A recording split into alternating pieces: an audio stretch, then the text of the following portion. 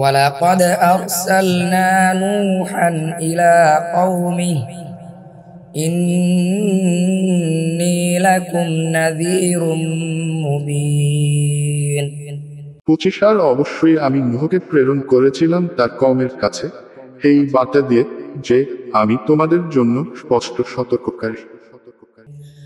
ألا تعبدوا إلا الله إني أخاف عليكم عذاب يوم أليم 26 যেন তোমরা আল্লাহ ছাড়া কারো ইবাদত না করো,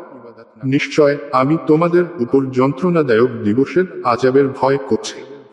فقال الملأ الذين كفروا من قومه ما نراك إلا بشرا مثلنا وما نراك اتبعك إلا الذين هم أراذلنا بادي الرأي وما نرى لكم علينا من فضل بل نظنكم كاذبين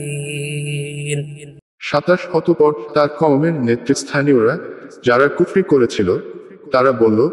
আমরা তো তোমাকে আমাদের মতো একজন মানুষ ছাড়া আর কিছু দেখছি না এবং আমরা দেখছি যে কেবল আমাদের নিচু শ্রেণীর লোকেরাই বিবেচনাহীনভাবে তোমার অনুসরণ করেছে,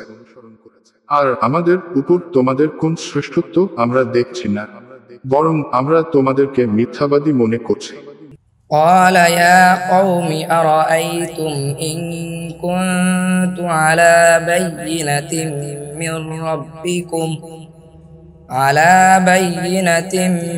من ربي وآتاني رحمة من عنده فعميت عليكم أنلزمكموها وأنتم لها كارهون